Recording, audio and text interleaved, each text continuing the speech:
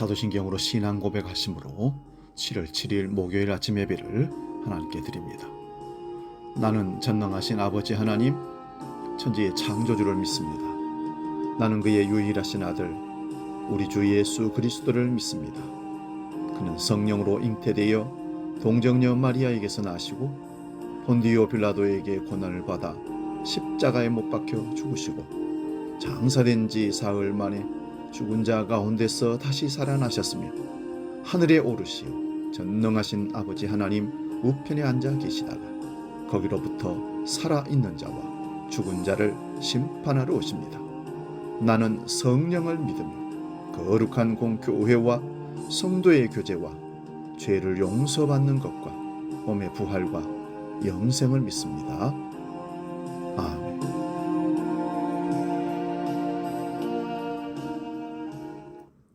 찬송가 274장 나 행한 것 죄뿐이니 찬송하겠습니다.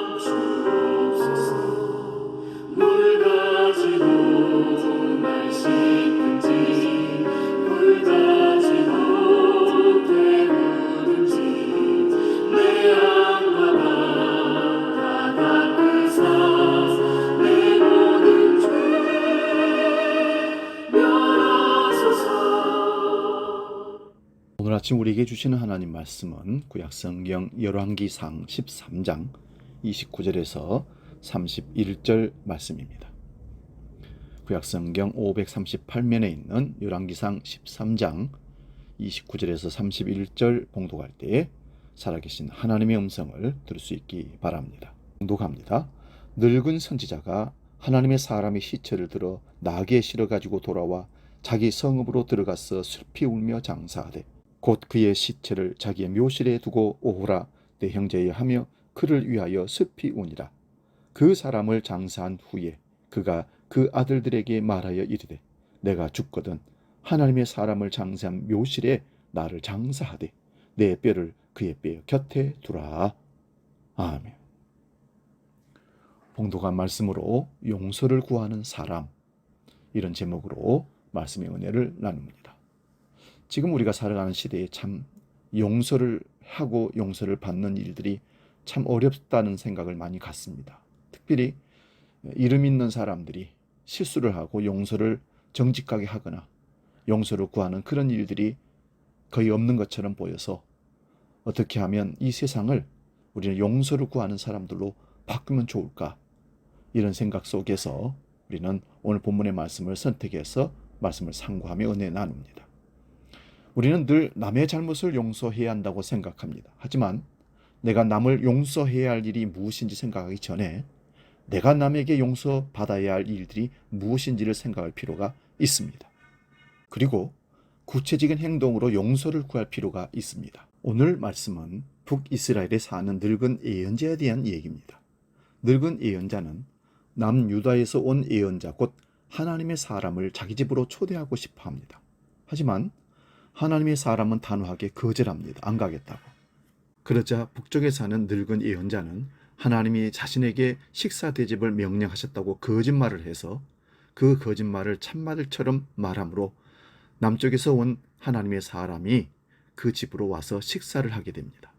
그런데 하나님의 사람은 하나님의 명령을 어긴 대가로 남유다로 돌아가던 중 사자에게 물려서 죽게 됩니다. 그 늙은 예언자는 그 하나님의 사람의 죽음을 자기 집으로 옮겨와서 그 죽음 앞에서 슬퍼하며 웁니다. 그런 다음 자기 무덤에 안장을 합니다. 늙은 예언자는 그 죽음을 안장한 뒤에도 하나님의 사람을 부르면서 통곡했습니다. 그 늙은 예언자는 자신이 죽은 뒤 하나님의 사람이 묻힌 곳에 같이 묻게 해달라고 자기 아들들에게 부탁을 합니다. 늙은 예언자의 얘기는 우리에게 진심 어린 사과와 진정한 용서 구함이 어떤 것인지 보여주는 말씀입니다. 오늘 본문 30절에 보면 오호라 내 형제여 하며 그를 위하여 슬피 울었다고 기록합니다. 그의 이 탄식 다음에 어떤 말이 나왔겠습니까? 내 그 거짓말 때문에 당신이 죽었구려. 정작 죽어야 할 사람은 나인데 왜 당신이 죽었단 말이오. 너무 미안하오. 이 못난 늙은이를 부디 용서하시오. 이런 용서 구함이 아마 이어지지 않았겠는가 생각을 해봅니다. 한마디로 한 사람의 거짓말 때문에 하나님의 사람이 사자에게 물려 죽는 비참한 일들이 벌어진 겁니다. 늙은 예언자는 그 사람의 장례를 마친 뒤에 자기 아들들에게 이렇게 부탁합니다. 내가 죽거든 하나님의 사람을 장사한 묘실에 나를 장사하되 내 뼈를 그 뼈의 곁에 두라. 자기 뼈를 하나님의 사람의 뼈가 묻힌 곳에 같이 묻어달라는 것은 죽어서까지도 하나님의 사람에게 자기 잘못에 대한 용서를 구하겠다는 의미로 해석이 됩니다. 일생 동안 하나님 말씀을 전해온 늙은 예언자가 이렇게 용서를 구하는 일은 그렇게 쉬운 일이 아닙니다. 자신이 하나님 말씀을 운운하며 거짓말을 했다는 것에 대해 사과를 하고 용서를 구하는 일은 예언자로서의 그 권위를 산산조각 내는 아주 불행한 일입니다. 그럼에도 불구하고 그는 그런 일에 개의치 않으면서 낮은 자세로 사과하고 진심으로 용서를 구하고 있는 것입니다. 우리 현실에서는 참 보기 드문 광경이 아니겠는가 생각해 봅니다. 우리나라는 정권이 바뀔 때마다 다 적폐라는 명목으로 서로 반목질시하고 화해와 용서는 먼 곳으로 던져버리고 서로 으르렁대며 살아갑니다.